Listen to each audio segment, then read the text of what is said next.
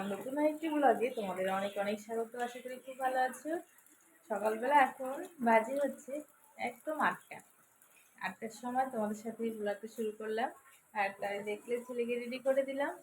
এই যে ছেলে রেডি হয়ে গেছে, আজকে ওদের পিটি ড্রেস, তার জন্য এরকম পিটি ড্রেসটা পরতে হয়। আর ওকে খাইয়ে দিলাম হচ্ছে আমদুর দিয়ে ভাত। আর টিফিনে আজকে শুক্রবার তো ঘরে সেরকম কিছুই নেই ওর টিফিন দেওয়ার মতো। আম ও নিতে নিতে মানে শর্ট ব্রেকে না আম দিতে দিই, কিন্তু ফেরত নিয়ে আসে, কেমন যেন হয়ে যায়। আর তার জন্য আজকে 20 টাকা দিয়ে দিলাম, ক্যান্টিন থেকে খেয়ে নেবে। তো চলো এখন ওকে দিয়ে আসি পাশের কাকুর বাড়িতে।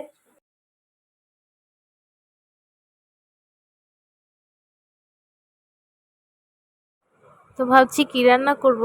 তো আলু সেদ্ধ করে নিয়েছি, আজকে তো শুক্রবার, নিরামিষ করতে হবে। তো আলুর দম করব একটু আতপ চাল দিয়ে, একদম জিরে বাটা, লঙ্কা বাটা, আদা বাটা এই সমস্ত দিয়ে করব। একটু গামাখা গামাখা করব, যে পুরো ঝাল ঝাল করে। ছেলে তো খাবে না, ওর জন্য আলু ভাজা আছে, ডাল আছে। তো জানি না, কিন্তু খেয়েছিলাম যখন, না খুব টেস্টি হয়েছিল যেন, ভীষণ টেস্টি। তো এখন করছি আলুর দম রান্না, এই যে দেখো। আর এখানে করছি হচ্ছে মটর ডাল, আর এখানটায় আলুর দম আছে। হ্যাঁ দেখো, ছেলের জন্য যেরকম করে আলু ভাজা করেছি। আর এখানে রেখেছি হচ্ছে পটল কেটে লবণ হলুদ মেখে রেখেছি, ফুটে উঠেছে এটা। তো ফাইনালি আমার রান্না হয়ে গেছে। পটল ভাজাটা বাকি আছে। তো এখানে আলুর দমটা করেছি, তার উপরে একটু ধনেপাতা ছড়িয়ে দিয়েছি। আর এই যে দেখো একদম 5 ফোড়ন ফোড়ন দিয়ে আর কোয়াশ দিয়ে মটর ডাল করেছি, ভীষণ টেস্টি হয়েছিল জানো। আর এখানে পটল ভাজা করছি। তো পটলটার মধ্যে না একটু হলুদ বেশি দিলে ভাজা করলে ভীষণ ভালো লাগে। তো রান্নাবান্না কমপ্লিট করে চলে এলাম মেয়েকে নিয়ে উপরে। তো নিচটা দেখছি কি অবস্থা, বারান্দা তো জলে জল হয়ে গেছে।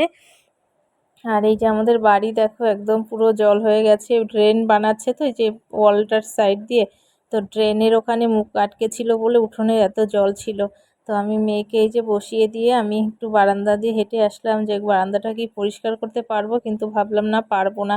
কারণ মেয়ে যদি উঠে যায় তো আমি এই যে মশারিটা মা এরকম করেই টানিয়ে রেখেছে, মশারি টানিয়ে টানিয়ে দিয়েছি। দেখো ঘুম থেকে উঠে গেছে আমার সোনা মা। এই যে ওকে চুলটা বেঁধে দিয়েছি যেন। তারপর এই যে এই জামাটা ভাবছিলাম অনেকটা বড়, কিন্তু ওর কি হয় বলো তো, জামা বড় হলেও মানে বডিতে লাগে না আর কি। তো এটা দেখছি একটু হাঁটুর নিচে আছে, কিন্তু গায়ে একদম ঠিক হয়েছে, পরে পরালে হবে না। তো ভাবছিলাম যে আরেক বছর পরে হয়তো ঠিক হবে। তারপরে দেখো ডিউটি গিয়েছিলাম, এর মাঝখানে কিন্তু আবার প্রচুর কাজ করেছি। এখন সন্ধ্যের টাইম, তো আসার পথে রথের মেলা বসেছিল, সেখানে প্রচণ্ড বৃষ্টি। আর দেখলাম রাস্তার ধারে একটা দোকান খোলা আছে, তো আমি গেলাম যে সোনামায়ের জন্য কোনো খেলনা যদি পাই। তো এই খেলনাটা নিয়ে এসেছি, সোনামা খুব খুশি। এবার ছেলে বলছে, মা আমার জন্য কি এনেছে? আমি বলছি এই যে এটাই এনেছি, দুজন মিলে খেলবে। তারপরে দেখো এই যে আমার সোনা পাপা কি করছে, ওর ঠাম্মি পরোটা বানাবে। এরকম করে অনেক সমস্যা হয়েছে। কি হয়েছে বলো তো, সন্ধ্যের থেকে অন্তত 8-10 বার লোডশেডিং হয়েছে। আর আমার ছেলে বলেছে যে ওর ঠাম্মির কাছে আবদার, যে পড়তে যাচ্ছি ঠাম্মি, তার আগে তার আসার পরে আমি আমার জন্য পরোটা করে রাখবে। তো কয়টা 6টা করে রাখতে বলেছে। এবার ঠাম্মি পরোটা করতে বসেছে, আর আমি ওর জন্য সুজি আনতে গেছি দোকানে। অন্যান্য দোকান থেকে সুজি আনা হচ্ছে না, প্রত্যেকবার একই সমস্যা হচ্ছে, কি সুজির মধ্যে পোকা থাকছে, মানে অনেক পুরনো সুজি। যেই দোকান থেকে মানে আমাদের বাজার আনা হয়, আর আমাদের পাশে একটা ছোট্ট দোকান আছে, সেখান থেকে আনা হয় একদম ফ্রেশ সুজি। তো সেটা আমি আনতে গেছিলাম, মেয়ে খায়। এবার এসে দেখি মানে ওর ঠাম্মি তো পরোটা টরোটা বানাতে বসেছে, আটা টাটা মেখে রান্নাঘরের অবস্থা একদম বাজে, সেটা তো তোমরা দেখলে। তো ওই অবস্থা ঠাম্মি পরিষ্কার করলো, একটু খিটখিটে হয়ে গেছে, কারণ লোডশেডিং হচ্ছে বারবার করে অন্ধকারের মধ্যে ওরকম, আর প্রচণ্ড বৃষ্টি হচ্ছে। এবার আমি মেয়েকে নিয়ে সুজিটা রান্না করে উপরে চলে এসেছি, মানে নিচে আর থাকা যাবে না। ঠাম্মি শান্তি মতো পরোটা করেছে আর রুটি বানিয়েছে। এবার আজকের পরোটা রুটি খাওয়া হবে। আর রাতের বেলা আমি কি করব বুঝতে পারছি না। ভাত তো আমার খেতেই হবে, কারণ ভাত না খেলে আমি বাঁচবো না। আর রুটি খেলে পরে আমার মনে হবে যে আমি কিছুই খাইনি, আমার আবার ভাত খেতে হবে, তো না খাওয়াই ভালো। আর এদিকে মেয়েকে খাইয়ে দিলাম এই যে এখন, আর এখন ওকে ঘুম পাড়িয়ে দেবো।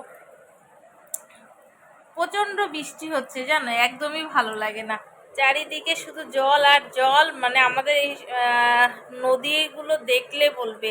তোমাদের একটা ভিডিও আমি শেয়ার করব, আমার বর গিয়েছিল, আমাদের যে নদী একদম সারা বছর শুকনো খটখটা থাকে নদীটা, আর এই আজকে বৃষ্টিতে, একদিনের বৃষ্টিতে একদম ব্রিজ উপরে ছুঁই গেছে, মানে ছুঁয়ে গেছে প্রায়। তোমাদের সাথে আমি শেয়ার করব ভিডিওটা, তোমরা দেখে নিও। মানে আর আমরা না এরকম জায়গায় থাকি, এই পাশে একটা নদী, এই পাশে আরেকটা নদী, এই পাশে হচ্ছে ঘিস নদী, আর এ পাশে যে নদীটা আছে মানে আমাদের বাড়ির পূর্ব দিকে সেটা হচ্ছে চেল নদী, মাঝখানে আমাদের বাড়ি।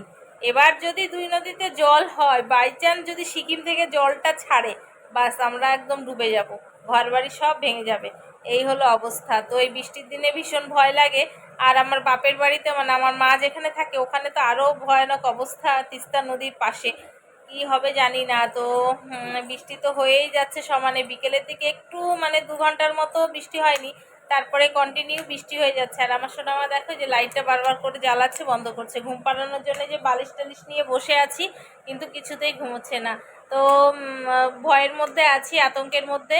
আর আমাদের বাপের বাড়ির ওখানে তো লাল সংকেত দেখা দিয়েছে, নদীতে অ্যানাউন্সমেন্ট করছে যে যে যেমন অবস্থায় আছো মানে নদীর ধারগুলোতে তারা বাঁধে চলে যাও নিরাপদ আশ্রয়ে, আর সবাইকে সাবধান থাকতে বলছে।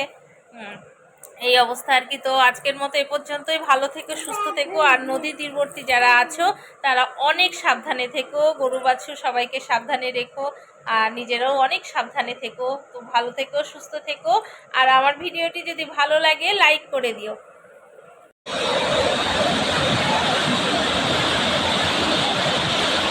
দেখো এই যে জলের অবস্থা, দেখেছো কি অবস্থা আমাদের এখানে, এই নদীগুলোতে জল একদমই থাকে না, শুকনো খটখটা থাকে। আর এখন দেখো কি অবস্থা, খুব ভয়ের মধ্যে আছি জানো, এমন জায়গাতে থাকি না, আর কি বলবো। তো সবাই ভালো থেকো।